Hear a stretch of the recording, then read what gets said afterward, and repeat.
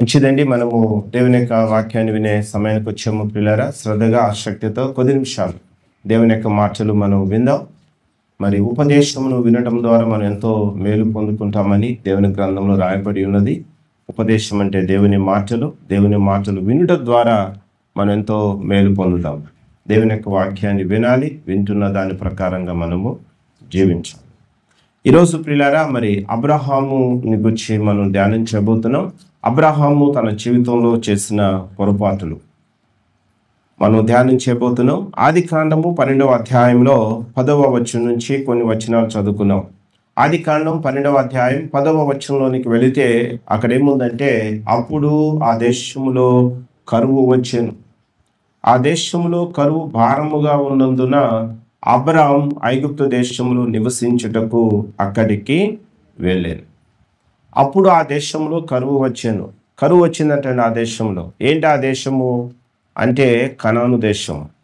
దేవుడైన యెహోవా అబ్రహాముతో మాట్లాడాడు. ఏమని మాట్లాడాడంటే, అబ్రహామా, మరి ఆదికాండం 12వ అధ్యాయం మీరు మొదటి వచనం చదివితే దేవుడు అబ్రహాముతో ఏం మాట్లాడుతున్నాడంటే, నీవు లేచి నీ దేశము నుండి, నీ బంధువుల యొద్ద నుండి, నీ తండ్రి ఇంటి నుండి బయలుదేరి నేను నీకు చూపించు దేశమునకు వెళ్ళము. అబ్రహాంతో దేవుడు మాట్లాడాడు, నువ్వు లే అబ్రహాం, నీ తల్లిదండ్రులు విడిచిపెట్టు, నీ బంధువులు విడిచిపెట్టు, నీ దేశాన్ని విడిచిపెట్టు, నేను చూపించే దేశానికి వెళ్ళు అన్నాడు. ఇందుకే అబ్రహాం యొక్క సొంత దేశం పేరు ఏంటంటే కల్దీల దేశం. అబ్రహాం ఏ దేశానికి చెందినవాడు అంటే కల్దీల దేశానికి చెందినవాడు. ఈ మాట ఆదికాండము 11వ అధ్యాయము 27వ వచనంలో, తేరాహు వంశవాళి ఇది. తేరాహు అబ్రాహామును, నాహోరును, హారానును కనిను. హారాను లోతును కనిను. హారాను తాను పుట్టిన దేశమందలి కల్దీల ఊరను పట్టణములో తన తండ్రైన తేరాహు కంటే ముందుగా మృతి పొందెను. కాబట్టి అబ్రహాం యొక్క సొంత దేశం పేరు ఏమిటి అంటే కల్దీల దేశం.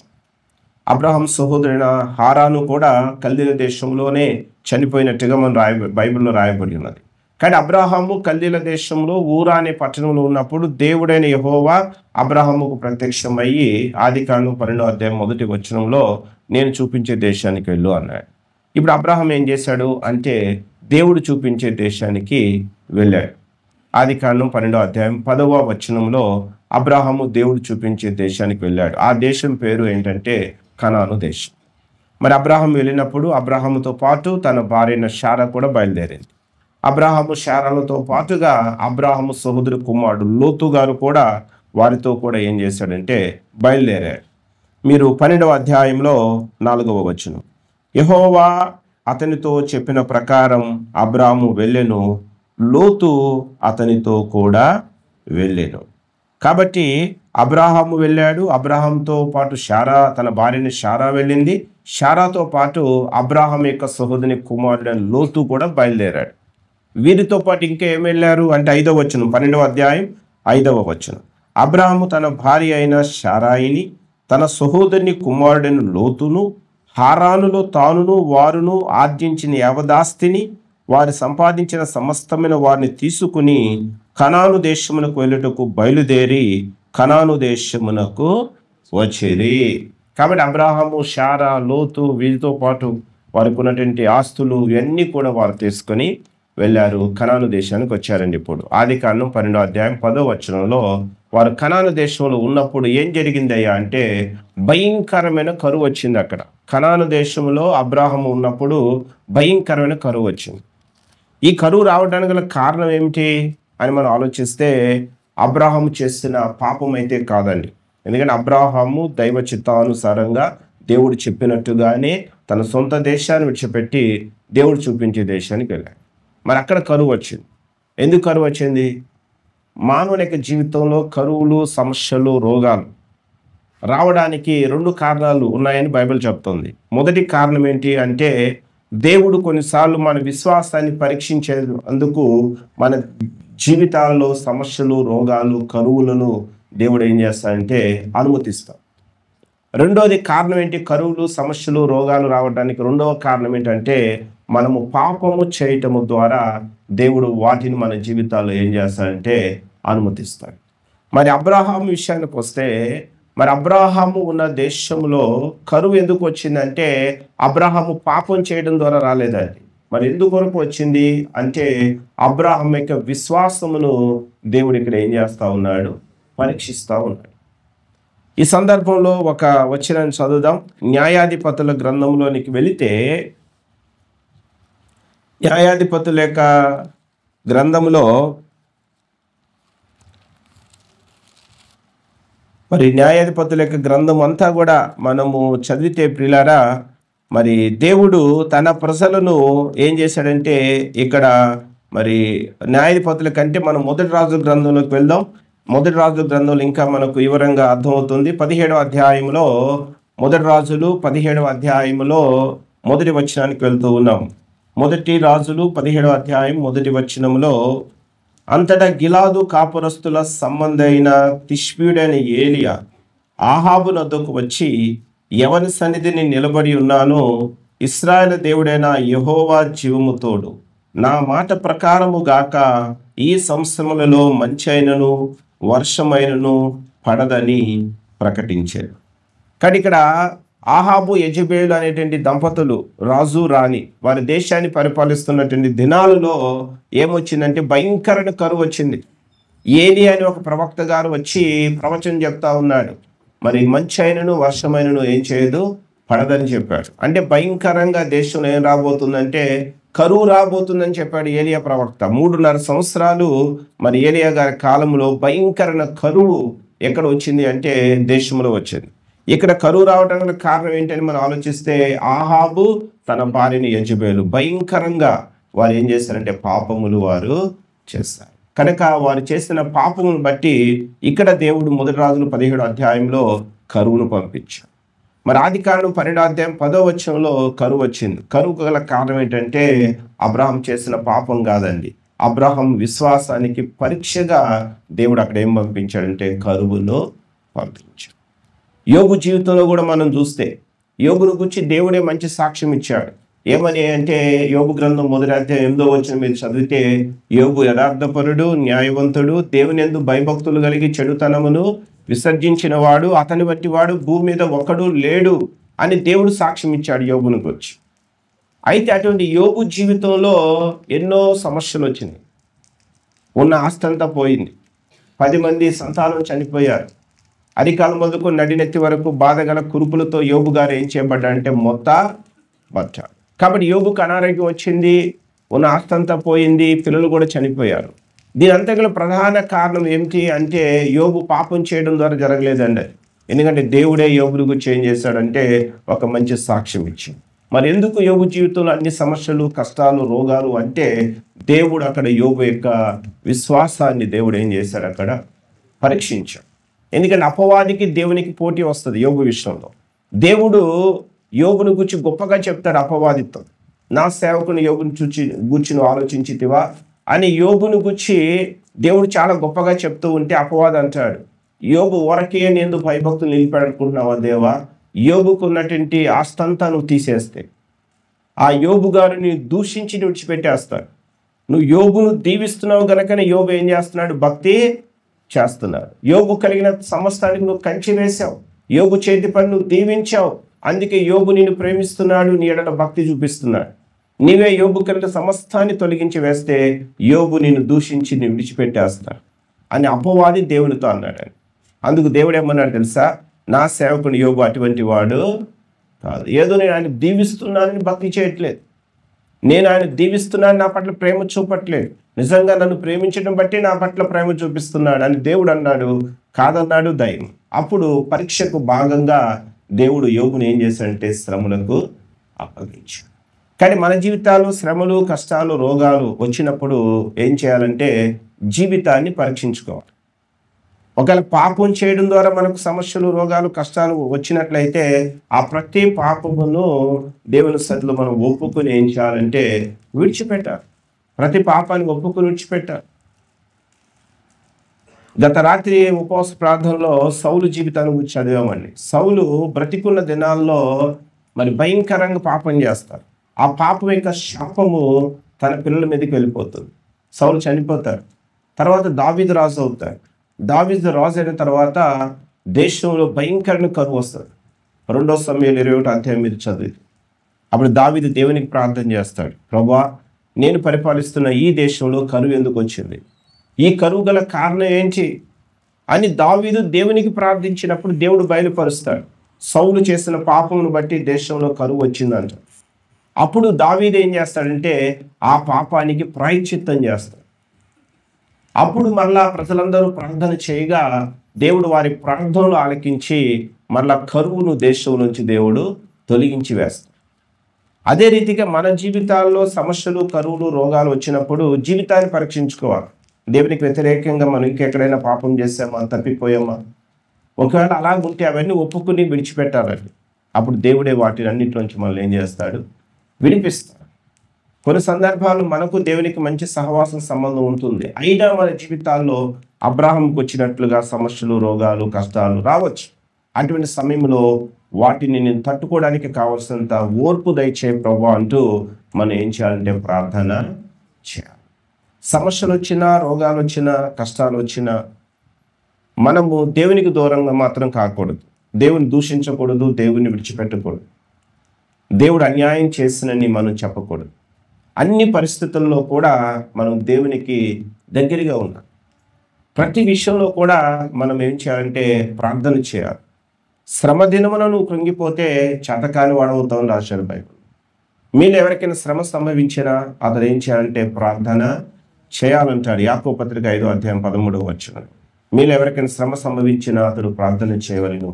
మీరు ఎవరికైనా సంతోషము కలిగిన అతడు కీర్తనలు పాడవాలి. కాబట్టి ప్రియులారా, ఈ సమస్యలు, కష్టాలు, రోగాలు మన జీవితాల్లో వస్తాయి. వచ్చినప్పుడు మనం కృంగిపోవద్దు, దేవునికి వ్యతిరేకంగా వెళ్ళిపోవద్దు, దేవుని దూషించవద్దు. కానీ అన్ని విషయాలు మనం ఏం చేయాలంటే ప్రార్థన చేయాలి, మన జీవితాలను పరిశీలన చేసుకోవాలి.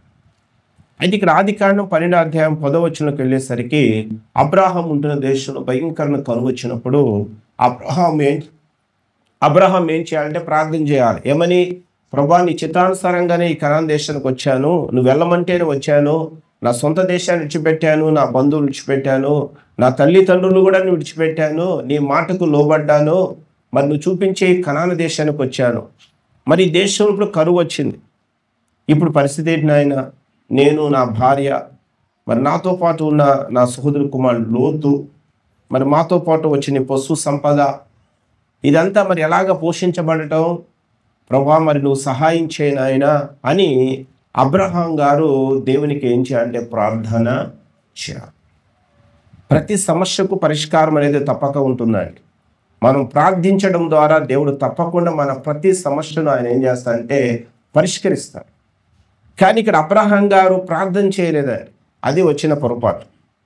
దేశంలో భయంకర కరువు వచ్చినప్పుడు అబ్రహాము దేవుని సన్నిధిలో ఏం చేయలేదు? ప్రార్థన చేయలేదు. దావీదు ప్రార్థన చేశాడు. 2 సమూయేలు 21వ అధ్యాయం మీద చదివితే కరువు వచ్చినప్పుడు కారణం ఏంటని తెలుస్తుంది. ఇక్కడ అబ్రహాము ఉన్న దేశంలో కరువు వచ్చినప్పుడు అబ్రహాము ప్రార్థన చేయలేదు. మరి ఏం చేశాడు అబ్రహాము అంటే సొంత నిర్ణయం తీసుకున్నాడండి. సొంత తీర్మానం చేశాడు. చేసి అబ్రహాం ఏం చేశాడంటే ఐగుప్తు అని వేరొక దేశానికి వెళ్ళిపోయాడు. కనాను దేశాన్ని విడిచిపెట్టి మరి అతడు ఐగుప్తు అని వేరొక దేశానికి వెళ్ళిపోయాడు. మరి ఐగుప్తు దేశం ఎటువంటి దేశం అయ్యా అంటే అది భయంకరమైన దేశం. ఐగుప్తు దేశంలో దేవుడు అనేవాడు, మరి నిజ దేవుడిని ఆరాధించే ప్రజలు లేరు. అక్కడ దేవుని యొక్క వాక్యం లేదు, దేవుని సన్నిధి లేదు. అటువంటి ఐగుప్తు దేశానికి అబ్రహాం గారు వెళ్ళిపోయాడండి. అబ్రహాము అలాగా వెళ్ళటము ద్వారా తన జీవితంలో తను ఎంతో నష్టపోయాడు. కొన్నిసార్లు మన జీవితాలు, సొంత నిర్ణయాలు, సొంత ప్రయత్నాలు, సొంత తీర్మానాలు, సొంత చిత్తాలు మనల్ని ఏం చేస్తాయంటే నష్టంలోనికి, నాశనంలోనికి మనల్ని నడిపిస్తాయి. అబ్రహాము దేవునికి ప్రార్థన చేయకుండా సొంత నిర్ణయం తీసుకున్నాడు. తానున్న కనాను దేశం యొక్క చుట్టూ చూస్తే ఐగుప్తు దేశంలో తనకు సమృద్ధి కనిపించింది. అప్పుడు అబ్రహాం ఏం చేశాడంటే కనాను దేశాన్ని విడిచిపెట్టి ఐగుప్తు దేశానికి వెళ్ళిపోయాడు. అక్కడ ఐగుప్తు దేశంలో అబ్రహాం ఎంతో నష్టపోయాడు. లోతును గురించి కూడా మనం చదువుతాం. తర్వాత అధ్యాయాల్లో మీరు లోతు ఆదికాండం 13వ అధ్యాయం చదివితే లోతు అబ్రహామును విడిచి సోదోమ పట్టణానికి వెళ్ళిపోతాడు. ఆయన ఆ సోదోమ పట్టణంలో కూడా దేవుడు లేడు, దేవుడి యొక్క వాక్యం లేదు, దైవ సన్నిధి లేదు. అటువంటి ప్రాంతానికి వెళ్ళిపోతాడు లోతు గారు. ఆదికాండం 13వ అధ్యాయం మీరు చదివితే చివరికి ఏమైంది లోతు జీవితం అంటే మనందరూ తెలుసు.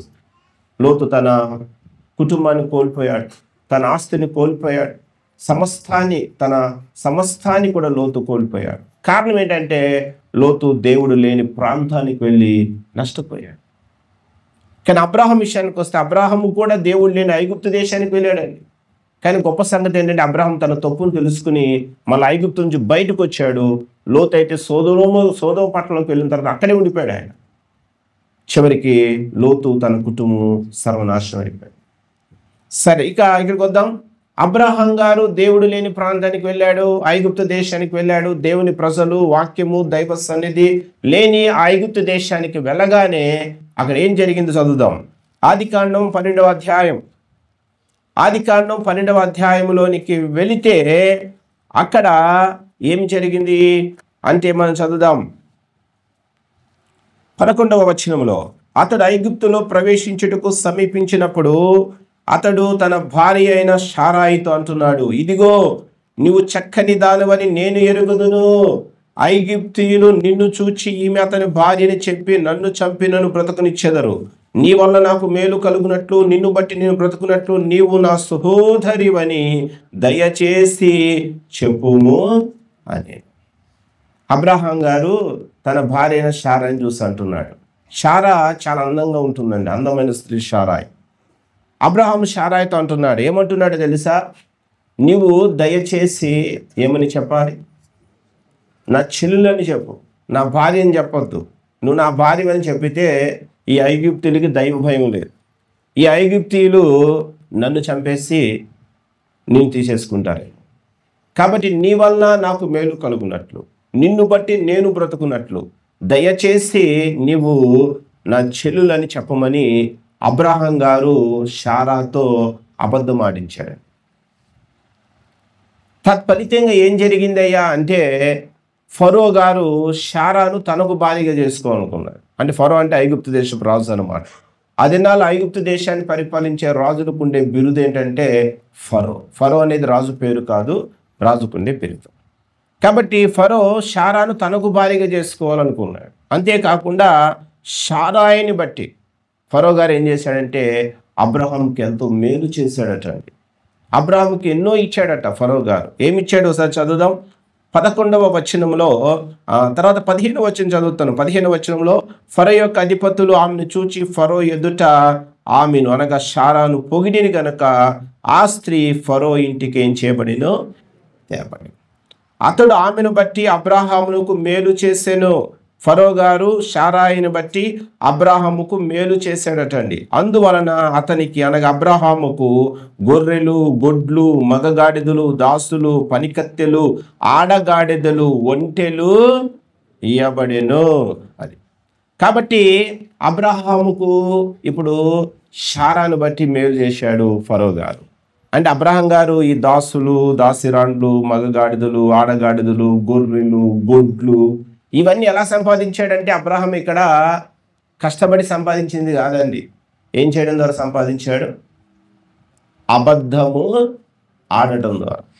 భార్యని పట్టుకుని చెల్లి అని తాను అబద్ధం ఆడాడు. షారాతో కూడా ఏం చేయించాడంటే అబద్ధము ఆడించాడు. ఆడించడము ద్వారా ఇవన్నీ కూడా అబ్రహాంకి వచ్చినాయి. మరి వీటి ద్వారా అబ్రహాం తర్వాత నష్టపోయాడు. ఐగుప్తు దేశం నుండి వచ్చినటువంటి దాసిలోనే ఒక దాసి పేరేంటో తెలుసా అండి? హాగర్. హాగర్ అనే స్త్రీ అబ్రహాము జీవితంలో ఎలా ప్రవేశించిందంటే ఇదిగో ఇక్కడ ఈ ఐగుప్తు దేశం నుంచి ప్రవేశించింది.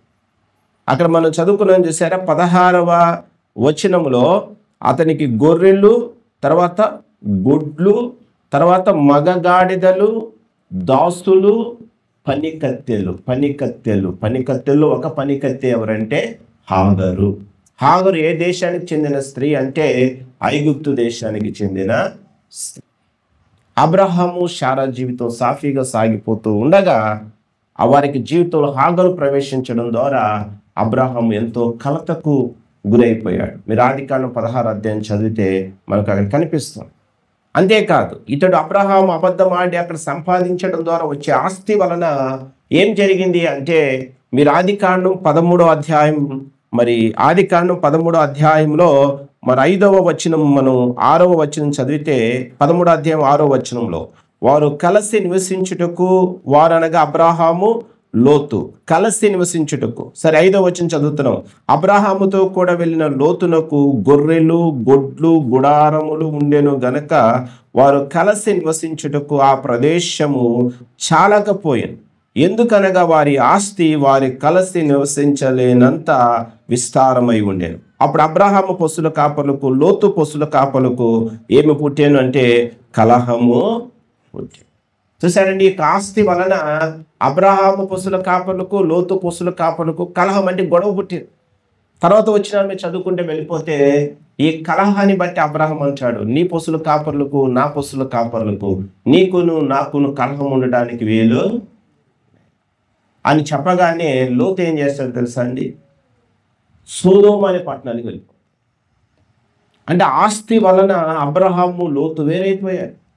అబ్రహాము ఎవరు అంటే బైబిల్ చెప్తుంది, అబ్రహాము దేవుని సేవకుడు. అబ్రహాము దేవుని ప్రవక్త అని రాస్తుంది బైబిల్లో. అబ్రహాము దేవుని స్నేహితుడని రాస్తున్నది.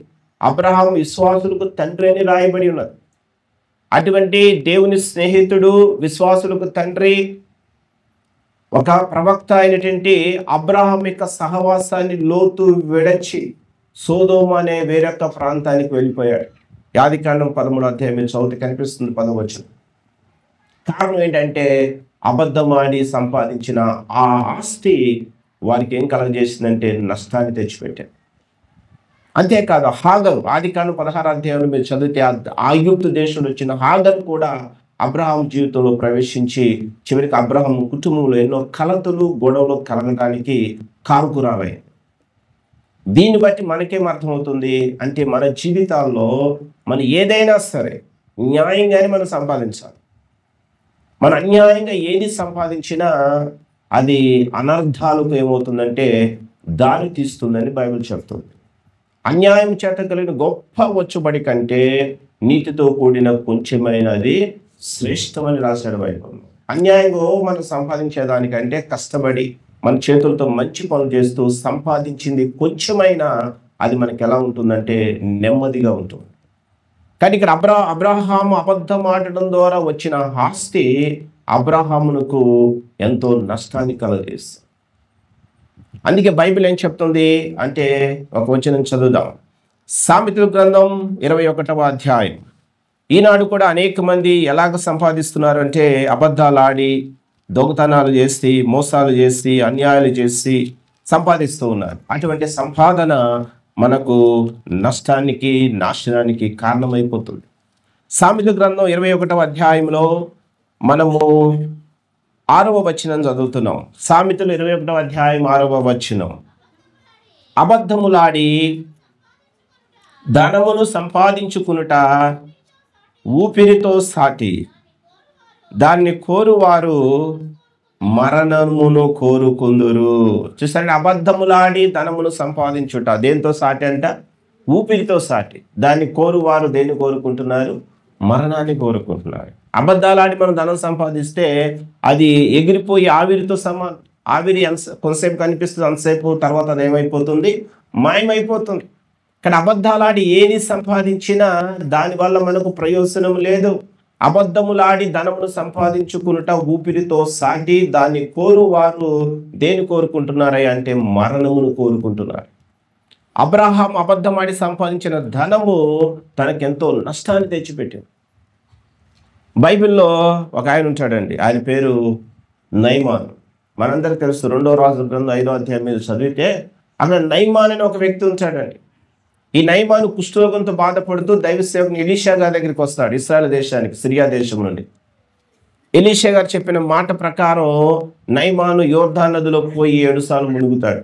ఫస్ట్ అయితే మునగడగానే తర్వాత మునుగుతాడు, మనసు మార్చుకొని. మొత్తం మీద నయమాను బాగైపోతాడు, కుష్ఠరోగం నుంచి విడుదల పొందుతాడు. అప్పుడు నయమాను గారు ఏం చేస్తాడంటే ఎలీషా గారి దగ్గరికి వచ్చి, అయ్యా, ఎక్కడా నాకు ఈ రోగం బాగు కాలేదు, ఈ కుష్ఠరోగం, కేవలం నీ దేవుడు నన్ను బాగు చేశాడు, కాబట్టి మీరు బహుమానంగా నేను ఇచ్చే ఈ బహుమతులు తీసుకోండి, కానుక తీసుకోండి అని నయమాను గారు ఎలీషా గారికి బహుమతి ఇవ్వబోతాడు. అప్పుడు ఎలీషా గారు అంటాడు, నీదంటూ నాకు ఏది కూడా అవసరత లేదు, నువ్వు నీదే దగ్గర ఉంచుకో అని పంపించేస్తాడు. అప్పుడు ఎలీషా దగ్గర ఒక పనివాడు ఉంటాడండి, ఆయన పేరే గెహాజీ అనేవాడు. ఈ గెహాజీ అనుకుంటాడు మనసులో, నా యజమానుడు వస్తున్న దాన్ని వదిలేశాడు, నేను విడిచిపెడతానా అని ఈ గెహాజీ, ఎలీషా గారి చేతి కింద ఉన్న పనివాడిని గెహాజీ నయమాను గారు రథం మీద వెళ్ళిపోతూ ఉంటే తన దేశానికి పరుగు పరుగున రథం వెనకాల వెళ్ళి పరిగెత్తి ఆ యొక్క నయమానుకు అబద్ధం చెప్తాడండి గెహాజీ అనేవాడు. ఏం చెప్తాడంటే, అయ్యా ఇప్పుడే మా ప్రవక్తల శిష్యులు 2 వచ్చారు, ఎఫ్రాయిం మన్యము నుండి ఎలీషా గారికి శిష్యులు 2 వచ్చారు, వారికి కొంచెం 2 మనుగుల వెండి కావాలంట, 2 దుస్తుల బట్టలు కావాలంట, నా సేవకుని ఎలీషా గారు నన్ను పంపారు మీ దగ్గరికి అని అబద్ధం చెప్తాడు. నిజానికి ఎలీషా గారు పంపలేదండి. ఈయనకే ఆ యొక్క వెండి పైన, ఆ బంగారం పైన, వస్తువుల పైన మమకారం పుట్టి దైవ సేవకుడు పేరు వాడుకున్నాడు. ఆయన దైవజనుడు పంపించాడు, తీసుకురమ్మన్నాడని గెహాజీ అనేవాడు నయమానుతో అబద్ధం చెప్తాడు. ఈ మాట ఒకసారి చూసొద్దాం. 2వ రాజుల గ్రంథం 2వ రాజుల గ్రంథములో 5వ అధ్యాయం 2వ రాజుల గ్రంథం 5వ అధ్యాయంలోనికి వెళితే 2వ రాజుల గ్రంథం 5వ అధ్యాయంలో 20వ వచనంలో, అంతటా దైవజనుడైన ఎలీషాకు సేవకుని గెహాజీ సిరియావాడని నయమాను తీసుకుని వచ్చిన వాటిని అంగీకరించుటకు నా యజమానికి ఏమి లేకపోయాను, మనస్సు లేకపోయాను. గాని యెహోవా జీవముతోడు నేను పరిగెత్తుకుని పోయి అతన్ని కలుసుకుని అతని యొద్ద ఏదైనా తీసుకుందును అనుకుని నయమాను కలుసుకున్నట్టుకే పోవచ్చుండగా నయమాను తన వెనక నుండి పరుగున వచ్చుచున్న వాడిని చూచి రథం మీద నుండి దిగి వాడిని ఎదుర్కొని క్షేమమా అని అడిగాను. అతడు క్షేమమే అని చెప్పి, ఇప్పుడు 22వ వచనంలో గెహాజీ అనేవాడు అంటున్నాడు నయమానుతో, ఏమని, నా యజమానుడు నా చేత వర్తమానమును పంపి ప్రవక్తల శిష్యులు 2 యవనులు ఎఫ్రాయిం మన్యము నుండి నా యొద్దకు ఇప్పుడే వచ్చిరి గనక నీవు వారి కొరకు 2 మనుగుల వెండియు 2 దుస్తుల బట్టలు దయచేయమని సెలవిచ్చుచున్నాడు అని. అందుకు నయమాను, నీకు అనుకూలమైతే రెట్టింపు వెండి తీసుకుని బ్రతిమాలి 2 సంచుల్లో 4 మనుగుల వెండి కట్టి 2 దుస్తుల బట్టలు ఇచ్చి తన పనివారు 2 మీద వాటిని వేయగా వారు గెహాజీ ముందర వాటిని మోసుకొని పోయేరి. చూసారండి, ఈ యొక్క గెహాజీ అనేవాడు నయమానుతో ఏం చేశాడు, అబద్ధము. చివరికి ఏం జరిగింది గెహాజీకి అని మీరు చదివితే 27వ వచనంలో 27వ వచనం, కాబట్టి నయమానుకు కలిగిన కుష్టు నీకును నీ సంతతికి సర్వకాలం అంటియుండునని చెప్పగా వాడు మంచు వలె తెల్లని కుష్ఠము కలిగి ఎలీషా ఎదుటి నుండి బయటకు. చూసారండి, ఈ నయమానుకు తన సంతానానికి సదాకాలం వచ్చిందంట. ఏ రోగం వచ్చింది? కుష్ఠరోగం. నయమాను విడిచిపెట్టిన కుష్ఠరోగం ఈ గెహాజీ గారికి తన పిల్లల పిల్లల పిల్లల పిల్లల తరానికి ఆ కుష్ఠరోగం అంటుకుంది. అబద్ధమాడి 4 మనుగులు వెండి 2 దుస్తులు బట్టలు సంపాదించాడు. చివరికి ఆ యొక్క అబద్ధమాడి సంపాదించిన వెండి, ఆ దుస్తులు తనకు తన సంతానానికి నాశనానికి కారణమైంది. అబ్రహాం గారు కూడా ఐగుప్తులు అబద్ధమాడి పొందుకున్నట్టు ద్వారా తాను ఎంతో నష్టపోయాడు. కానీ మన జీవితాల్లో అబద్ధాలు ఆడి మనం ఏది సంపాదించొద్దు. దొంగతనాలు చేసి, మోసాలు చేసి, అన్యాయాలు చేసి ఏది సంపాదించొద్దు.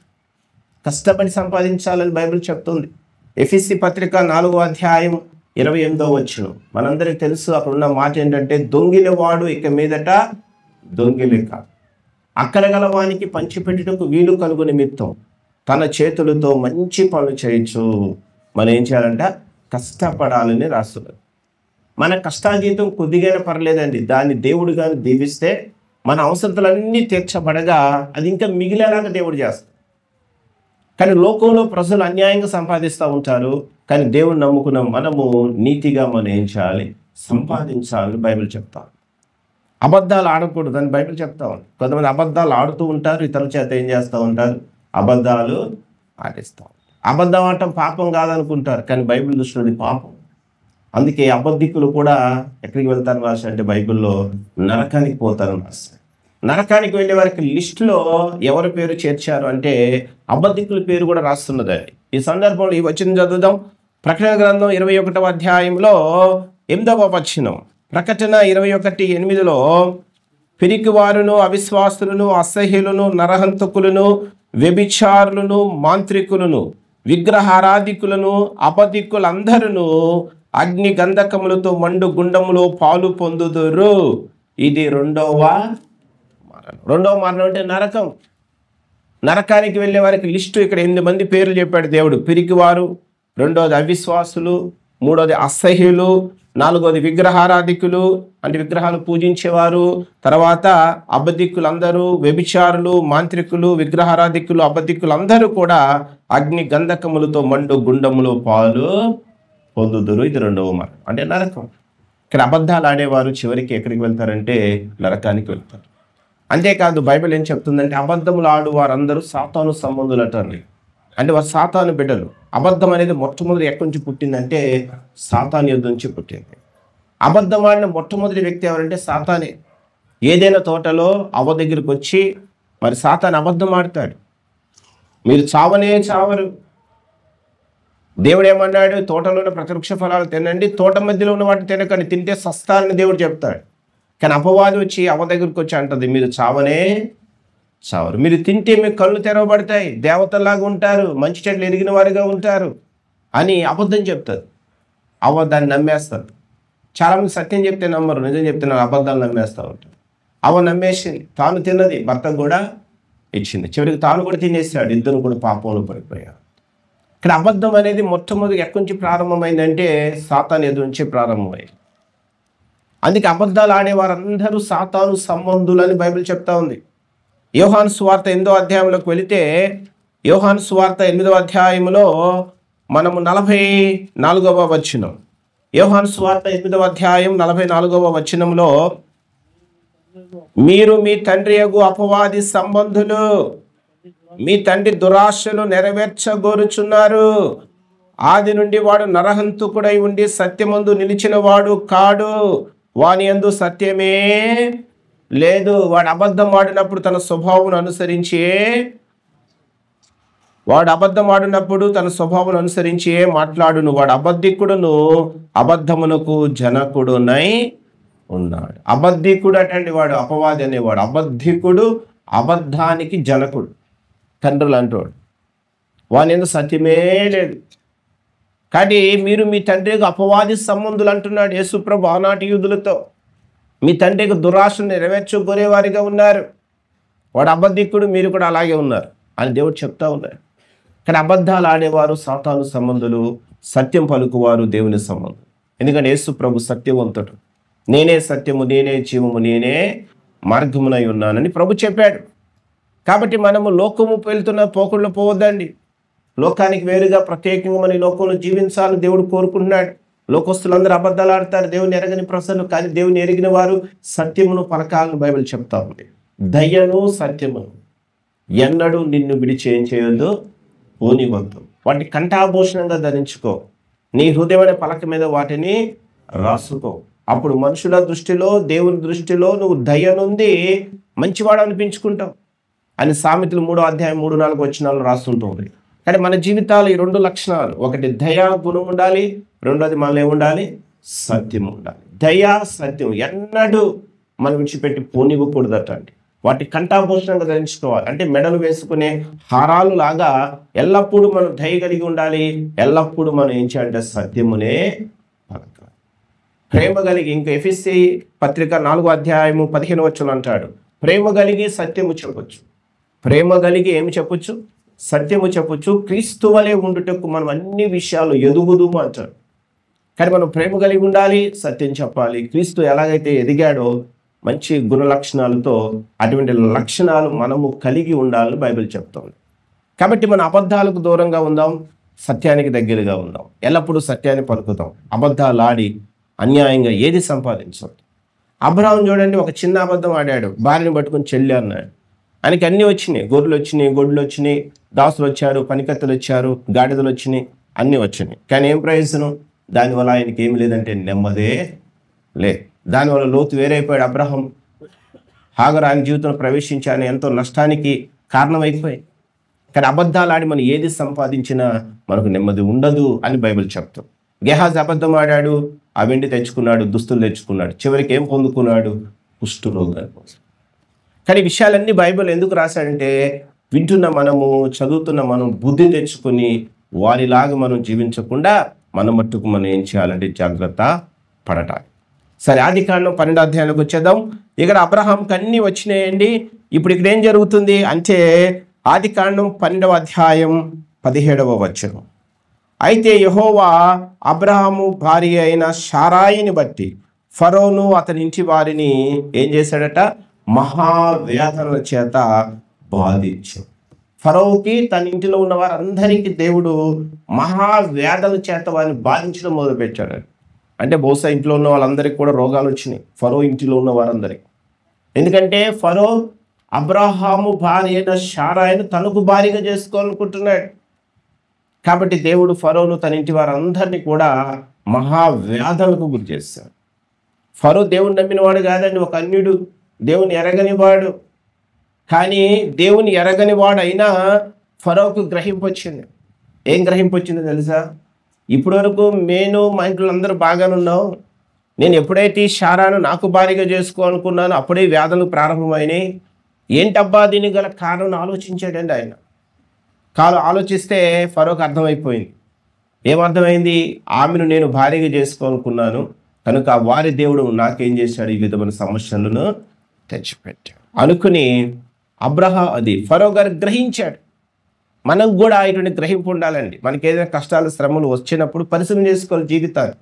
కారణం ఏంటి? ఎందుకు వచ్చింది? ఎక్కడ నేను తప్పిపోయాను? ఎక్కడ దేవునికి అయిష్టంగా బ్రతికాను అని మన జీవితాలు సరిదిద్దుకోవాలి. అంతేగాని దేవుడు నాకేం చేశాడు, దేవుడు ఎక్కడున్నాడు, దేవుడు నాకు అన్యాయం చేశాడు, నాకేం మంచి చేయలేదు అని కొంతమంది ఏం చేస్తూ ఉంటారంటే వారి కష్టాలు, శ్రమలు, రోగాలు వచ్చినప్పుడు దేవునిపై ఆయాసపడిపోతూ ఉంటారు, సనుగుతూ ఉంటారు, గొనుగుతూ ఉంటారు. కానీ ఫరోను చూసి నేర్చుకోవాలి. అన్యుడైనా గ్రహించాడు ఎందుకు వచ్చింది మాకు ఈ వ్యాధం అని. గ్రహిస్తే ఫరోకు అర్థమైంది, శారాను బట్టి మాకు ఇలా జరిగేది అని. వెంటనే అబ్రహామును పిలిచాడు. పిలిచి ఏమంటున్నాడు చూడండి 18వ వచనంలో. అప్పుడు ఫరో అబ్రహాంని పిలిపించి, నీవు నాకు చేసినది ఏమిటి? ఈమె నీ భార్య అని నాకు ఎందుకు తెలపలేదు? ఈమె నా సహోదరిని ఎలా చెప్పితివి? నేను ఆమెను నా భార్యగా చేసుకుందునేమో. అయితేనేమి, ఇదిగో నీ భార్య, ఈమెను తీసుకుని పొమ్మని చెప్పాను. మరియు ఫరో అతని విషయమై, అంటే అబ్రహాం విషయమై తన జనులకు ఆజ్ఞాపించినందున వారు అతనిని, అతని భార్యను, అతనికి కలిగిన సమస్తమును ఏం చేశారట? పంపివేసి. ఒక అన్యుడి చేత గద్దించబడ్డాడండి. ఎవరు? అబ్రహాం. నువ్వు చేసిన పనేంటయ్యా? భార్యని పట్టుకుని చెల్లెని చెప్తావా నువ్వు నాకు అని ఒక అన్యుడు అబ్రహాంను గద్దించాడు. దేవుని ఎరగనివాడు. ఏమని కొన్నిసార్లు మన జీవితాలు సరిగ్గా లేకపోతే, మన ప్రవర్తన సరిగ్గా లేకపోతే అన్యులు కూడా మనల్ని ఏం చేయాల్సి వస్తుంది? గద్దిస్తారు. అన్యుల చేత కూడా మనం బుద్ధి చెప్పించుకోవాల్సి వస్తుంది. మనం లోకానికి బుద్ధి చెప్పవలసిన వారమై మనం ఉంటుండగా మనం ఇతరుల చేత చెప్పించుకునే వారుగా ఈనాడు అనేక మంది క్రైస్తవులు ఉన్నారు. కారణం ఏంటంటే వారికి చెడు ప్రవర్తన. కానీ ఇక్కడ అబ్రహాము తన జీవితంలో ఎంతో నష్టపోయాడండి. దేవుడికి అయిష్టంగా దేవుడు లేని ప్రాంతానికి వెళ్ళి అక్కడ అబద్ధాలు ఆడి చివరికి అబ్రహాం ఎంతో నష్టపోయాడు. కానీ గొప్ప సంగతి ఏంటంటే అబ్రహాము తన తప్పును తెలుసుకున్నాడు. మళ్ళీ ఐగుప్తు నుంచి తాను ఎప్పుడైతే బయటకు వచ్చాడో వెంటనే మళ్ళీ అబ్రహాం ఎక్కడికి వెళ్ళాడు అంటే చదువుదాం. ఆదికాండం 13వ అధ్యాయంలో ఇక్కడ 12వ అధ్యాయం 20వ వచనంలో బయటకు వచ్చాడు ఐగుప్తు నుండి. వచ్చిన అబ్రహాం తర్వాత ఎక్కడికి వెళ్ళాడు అంటే 13వ అధ్యాయం 4వ వచనం 13:4లో తాను మొదట బలిపీఠమును కట్టిన చోట చేరెను. అక్కడ అబ్రహాము యెహోవా నామమున ప్రార్థన చేశాడు. చూసారండి, మళ్ళీ అబ్రహాం ఐగుప్తు నుంచి ఎక్కడికి వెళ్ళాడంటే ఎక్కడైతే మొట్టమొదటి తాను బలిపీఠం కట్టాడో కనాను దేశంలో మళ్ళీ అక్కడికే చేరి మళ్ళీ దేవుని నామములు ఏం చేశాడంటే ప్రార్థన చేస్తాడు. నేను అనుకుంటున్నాను బహుశా అబ్రహాం తన పాపములన్నీ కూడా అక్కడ దేవుడు ఏం చేసి ఉండొచ్చు, ఒప్పుకుని ఆయన ఉండవచ్చు. తర్వాత ఇంకెక్కడా కూడా అబ్రహాము మరి దేవునికి వ్యతిరేకంగా వెళ్ళిపోలేదని. కానీ అబ్రహాము బయటకు వచ్చాడు కానీ లోతు మాత్రం సోదోములోకి వెళ్ళాడు. చివరికి సోదోములోనే తాను ఉండి తన జీవితంలో ఎంతో నష్టపోయాడు. కానీ దేవుడు లేని ప్రాంతాలు మనకి ఎప్పటికీ కూడా క్షేమము కాదు. దేవుడు ఎక్కడ ఉంటాడో అక్కడ, దేవుని సన్నిధి ఎక్కడ ఉంటుందో అక్కడ మనం ఉండటం ద్వారా మనకు, మన కుటుంబానికి క్షేమము, దీవెన, మేలు కలుగుతుంది. అందుకే బైబిల్ ఒక భక్తుడు అన్నాడు, ఆకాశమందు నీవు తప్ప నాకెవరున్నారు, నీవు నాకుండగా లోకములోది ఏది నాకు అక్కరా లేదు అన్నాడు. ఆకాశమందు నీవు తప్ప నాకెవరున్నారు, ఓ దేవా నీవు నాకుంటే లోకములో ఏది నాకు అక్కరా లేదన్న. కానీ దేవుడు మనకుంటే అన్నీ ఉన్నట్టేనండి. కానీ అబ్రాహాము జీవితం ద్వారా మనం కూడా బుద్ధి తెచ్చుకోవాలి. మనం ఎక్కడ దైవ చిత్తానికి వ్యతిరేకంగా వెళ్ళిపోవద్దు. ఎన్నడూ కూడా మనం అబద్ధాలాడి అన్యాయ విధానాలు ఏది కూడా మనం ఏం చేయొద్దు, సంపాదించవద్దు. మన జీవితాలు, కష్టాలు, సమస్యలు, రోగాలు వస్తున్నప్పుడు మన జీవితాలను పరీక్షించుకుని జీవితాలను సరిదిద్దుకుంటూ దేవునికి ఇష్టలుగా మనం బ్రతుకుదాం. అట్టి కృప దేవుడు మనందరికీ దయచేయునుగాక. ఆమేన్. ప్రార్థన చేద్దాం. వినబడే దేవుని యొక్క వాక్యం మన హృదయాల్లో ఫలించే క్రియ జరిగించినట్లుగా మనమందరము ప్రార్థన చేద్దాం.